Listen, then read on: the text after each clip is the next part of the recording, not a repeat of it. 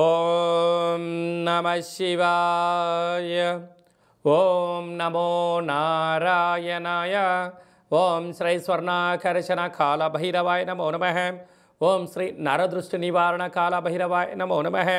నమస్తే అస్తు భగవన్ విశ్వేశ్వరాయ మహాదేవాయ త్రయంబకాయ త్రిపురాంతకాయ త్రికాగ్నికాలాయ కాలాగ్నిరుద్రాయ నీలకంఠాయ మృత్యుంజయాయ సర్వేశ్వరాయ సదాశివాయ శ్రీమన్మన్మహాదేవాయ నమో నమః.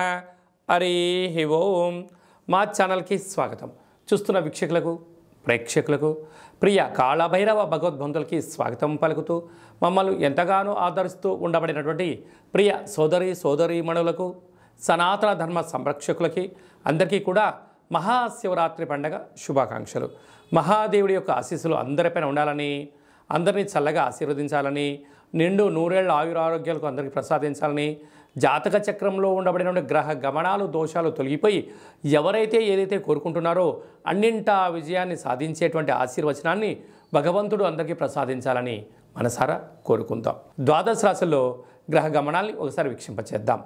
మేషరాశిలో గురు సంచార స్థితి, కన్యరాశిలో కేతు సంచార స్థితి, మకర రాశిలో కుజుడు మరియు శుక్ర సంచార స్థితి, కుంభరాశిలో రవి బుధాదిత్య రాజయోగము మరియు శనేశ్వర స్వామివారి యొక్క సంచార స్థితి. ఏడాది తర్వాత రవి భగవానుడు కుంభరాశిలో సంచారము, 30 సంవత్సరాల తర్వాత శని భగవాని చేత రవి తన స్వక్షేత్రమైనటువంటి శని భగవాన్తో కలిసి సంచారం చేయడము ఇది ఒక యోగదాయకం అని చెప్పి గమనించగలగాలి. అలాగనే మీనరాశిలో రాహు సంచార స్థితితో ద్వాదశ రాశుల్లో గ్రహ గమనాలు ఈ విధంగా ఉన్నాయి. 8వ తారీఖున బుధ భగవానుడు మీనరాశిలోకి సంచారము, 9వ తారీఖున శుక్ర భగవానుడు కుంభరాశిలోకి సంచార స్థితి, 15వ తారీఖున రవి భగవానుడు మీనరాశిలోకి సంచార స్థితితో ద్వాదశ రాశుల్లో గ్రహ గమనాలు ఈ విధంగా. తులారాశి వారు మహాశివరాత్రి పండగ సందర్భంగా ఆదివారం అమావాస్య సందర్భంగా ఎలాంటి విధి విధానాలు పాటించాలో ఈ వీడియోలో సవివరంగా సంపూర్ణంగా తెలుసుకుందాం. తులారాశిలో ఏ నక్షత్రాలు వస్తాయనగా చిత్తా నక్షత్రంలోని 3వ పాదం, 4వ పాదం, స్వాతి నక్షత్రంలోని 4 పాదాలు, విశాఖ నక్షత్రంలోని 1, 2, 3 పాదములు కలిపితే తులారాశి.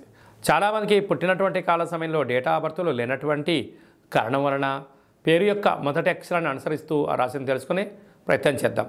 అవి ఏ అక్షరాలు అన్నట్లయితే రా, రీ, శ్రీ, రు, రే, రో, తా, తి, తు, తే అక్షరాల వారందరూ కూడా తులారాశి జాతకులు. తులారాశి యొక్క అధిపతి శుక్రుడు. ఈ శుక్ర భగవానుడు తెలుపు వస్త్రాలకు, అద్భుతమైనటువంటి అదృష్టానికి, ఐశ్వర్యానికి యోగకారకుడు, కళ్యాణకారకుడు, విలాస గృహ భవన నిర్మాణ కార్యక్రమాలకు అధిపతి ఆయనే శుక్ర భగవానుడు.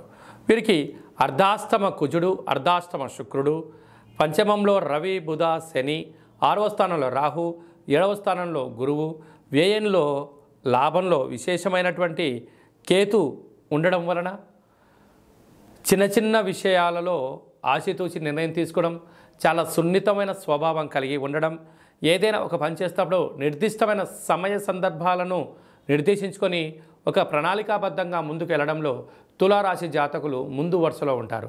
కాకపోతే ఎవరైనా ఏదన్నా వీరు చేసేటప్పుడు ఆటంకాలు ఏమైనా చెప్పినట్లయితే అది ధర్మం అనిపిస్తే వీరు స్వీకరిస్తారు, అధర్మం అనిపిస్తే వీటిని వ్యతిరేకించే పరిస్థితి కూడా అధికంగా ఉంటుంది.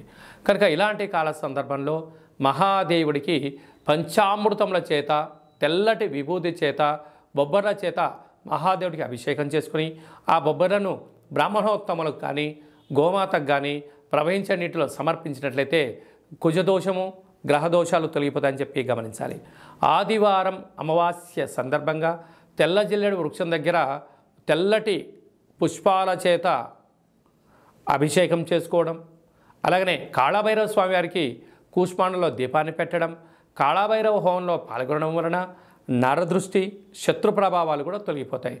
అలాగనే స్వయం వృత్తులు, సేవారంగాలు, సాఫ్ట్వేర్లు, హార్డ్వేర్లు, ట్విట్టరు, ఫేస్బుక్లను మెయింటెనెన్స్ చేసేటువంటి వారందరూ కూడా ఓపిక, పట్టుదల అవసరం. భవన నిర్మాణ కార్యక్రమాలు చేసేవారు, వ్యవసాయ సోదరీమణులకు చాలా యోగదాయకం అని చెప్పి గమనించాలి.